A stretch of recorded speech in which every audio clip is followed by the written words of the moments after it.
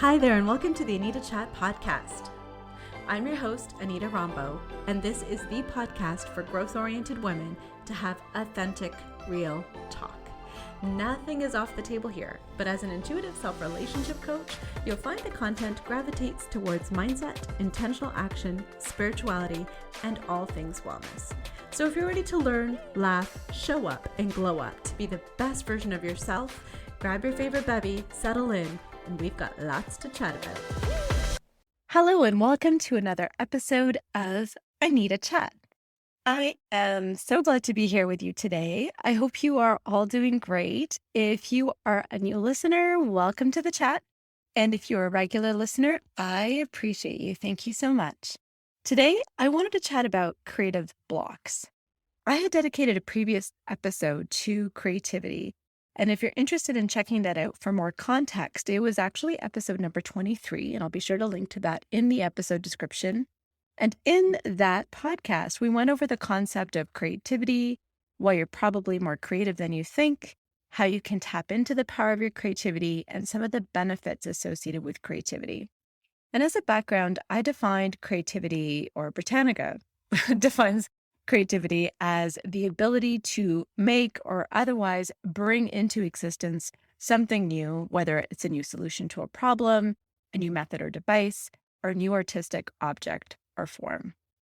So really the intent behind that episode, the reason I put that episode together was because I really wanted us to walk away from the belief or the myth that we aren't creative. And I wanted us to own and step into our power of creativity because we are all absolutely creative beings. We come from the creator. And as moms, we may have even created humans. But what we didn't dive into in that episode that I want to dive into today is what happens when you do step into your creativity and you feel blocked. That's precisely what happened to me recently. As you may or may not know, I am writing a book, and I share that partly because I want you to know what I'm up to, but also because this is a way that I hold myself accountable to my goal. Anyways, I had a strict deadline to submit a book proposal, which is like a business plan for the book. It contains information on what the book is, why you're writing it, why you should write it, who would buy it, along with information on how your book is structured and some sample chapters. So anyways, I had this deadline and I was feeling pretty good about the proposal. But when it came to writing the book itself, I was feeling pretty blocked. It had been weeks since I could actually sit down and say that I had a good writing session. And I couldn't bring myself to write that dang thing. And that was very new for me. I didn't feel inspired or motivated, and I didn't know why. And I would face a blank page for days. And when I did produce something, I wasn't really feeling it. I didn't feel like that was my best work or something I really wanted to use. So that is what I mean when I say a creative block. Usually when you're in a creative state, you are in a state of flow where you don't even realize the time. You're so engrossed in the activity, whatever it may be, and you're enjoying it. And when you're blocked, you are painfully aware of every action and the time that you're putting into it. And it feels very forced. It doesn't feel natural. It doesn't feel enjoyable. So when I sat down to reflect on why I was feeling the way I was feeling, it became clear to me that I wasn't operating from my heart or my soul space. And from a mind, body, and soul integration perspective, our mind controls our logic, our thoughts. It operates in a linear or sequential fashion, and there's a lot of rules around your mind, right, and how your mind works. When you think of creativity, on the other hand, creativity operates from our soul body, and the energy of the soul is aligned with the creator, source, spirit, universe, or whatever you want to call it. So when you're aligned with the soul space, energy just moves freely. There are no rules. So for me, part of my block came from the fact that I was trying to create following a certain rule book or criteria. And the first thing that I recommend that we need to do to get out of a creative block is to get out of your head. Because when we are in the head, we can't be in our soul space and vice versa. So if you ever find yourself in a creative block, it's likely because you're in your head.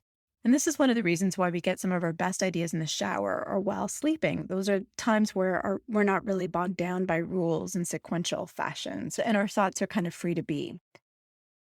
So here are 4 tips to help you get out of your head when you find yourself in a creative block. The first is take a break.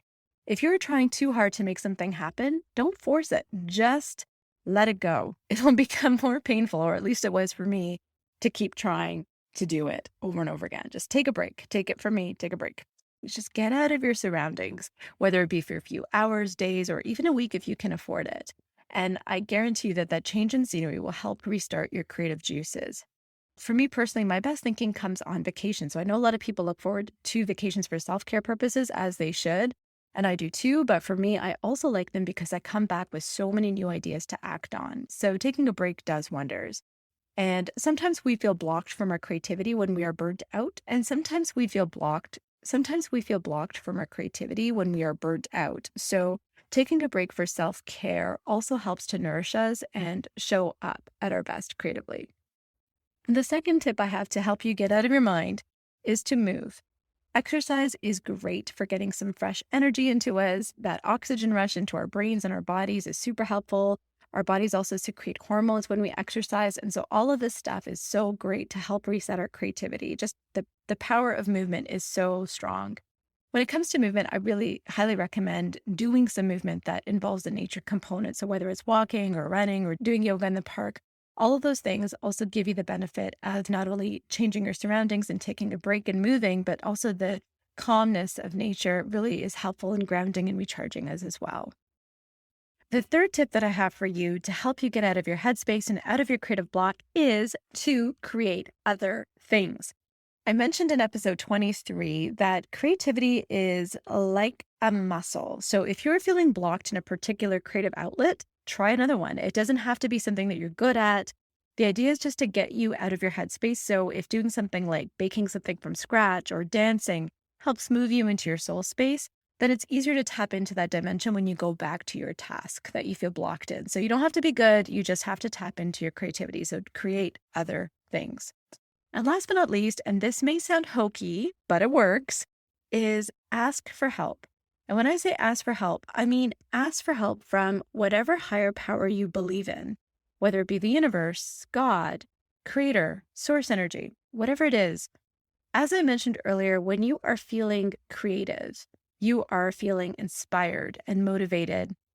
And I seem to recall reading somewhere from Wayne Dyer, him saying something along the lines of, the word inspired originates from in spirit.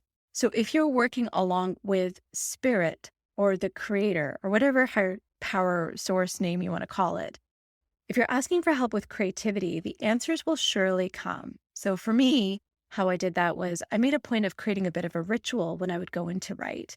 And I would sage and take some deep breaths and say an intention and have my favorite crystal nearby and listen to the same calming music. And that may have also primed my mind to know that I'm entering this headspace where I want to be creative. So, just kind of go in the background and let my creativity come to the forefront.